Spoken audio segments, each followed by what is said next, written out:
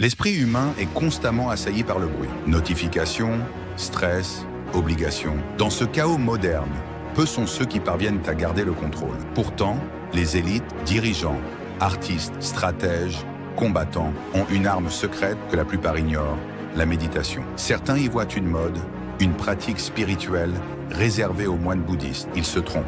Derrière cette discipline se cache un outil redoutable, utilisé par des figures comme Steve Jobs, Marcus Aurelius et les Navy Seals pour affûter leur esprit, renforcer leur concentration et mieux affronter les défis. Ce n'est pas un simple exercice de relaxation, c'est une stratégie de puissance mentale. L'esprit indiscipliné est une faiblesse. Nous sommes dans une époque où tout est conçu pour capter notre attention. Publicité, réseaux sociaux, informations en boucle. Les distractions sont partout. Un esprit dispersé est un esprit faible, vulnérable, facilement manipulable. Regarde autour de toi. Pourquoi certains avancent avec une clarté absolue pendant que d'autres sautent d'une idée à l'autre sans jamais rien accomplir? La différence ne se joue pas seulement sur l'intelligence ou la chance. Elle se joue sur la capacité à dominer son propre esprit. Marc Aurèle, empereur romain et maître du stoïcisme, répétait à lui-même « Nulle part l'homme ne trouve un refuge plus paisible que dans son propre esprit. » Si ton esprit est un champ de bataille, tu ne pourras jamais être stratégique dans tes décisions. C'est là que la méditation devient une arme. Méditer,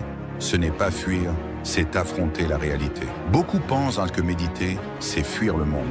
C'est faux. Les plus grands guerriers, rois et stratèges de l'histoire, ne se sont pas retirés du monde pour méditer. Ils ont médité pour mieux affronter le monde. Les samouraïs pratiquaient le Zanshin, un état d'hyperconscience leur permettant de réagir en une fraction de seconde. Les Navy Seals s'entraînent à des techniques de méditation pour maîtriser leur souffle sous une pression extrême. Comme l'a dit Sun Tzu, si ton esprit est troublé avant le combat, tu es déjà vaincu. La méditation n'est pas une évasion, c'est un entraînement. Elle renforce la capacité à rester calme dans l'adversité, à observer sans réagir impulsivement, à voir la vérité sans être aveuglé par ses émotions. Le silence intérieur, un luxe des hommes puissants. Les faibles parlent trop, les forts savent écouter, observer et attendre le bon moment pour agir. Quand tu maîtrises ton esprit, tu ne réagis plus de manière impulsive. Tu observes, tu anticipes, tu laisses les autres s'agiter pendant que toi, tu restes immobile comme une montagne, prêt à frapper au bon moment. Sénèque écrivait « Celui qui apprend à être seul avec lui-même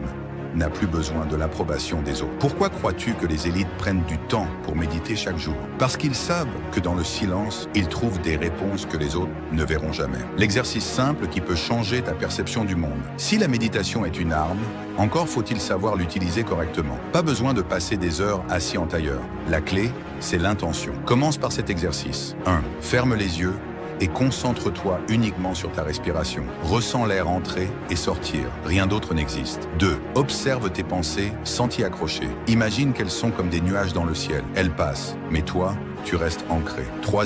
Reste dans cet état pendant seulement 5 minutes, puis rouvre les yeux. Si tu fais cet exercice chaque jour, même un court instant, tu commenceras à percevoir les choses différemment. Méditer, c'est programmer ton cerveau pour la réussite. Les neurosciences confirment ce que les sages savaient depuis des millénaires. La méditation modifie littéralement la structure du cerveau. Elle renforce le cortex préfrontal, la zone de la prise de décision, tout en réduisant l'amygdale, le centre de la peur et du stress. En d'autres termes, méditer te rend plus rationnel, plus stable, plus fort mentalement. Regarde des hommes comme Steve Jobs, un pionnier de la technologie, qui méditait chaque matin avant de prendre les décisions les plus stratégiques d'Apple. Il savait que la clarté mentale est une arme que peu possèdent. Les élites ne méditent pas pour se détendre, elles méditent pour dominer. Ceux qui maîtrisent leur esprit dominent ceux qui laissent le chaos intérieur dicter leurs actions. La méditation, bien plus qu'une simple pratique de bien-être, est un entraînement de puissance mentale que peu sont capables d'adopter. Apprends à calmer ton esprit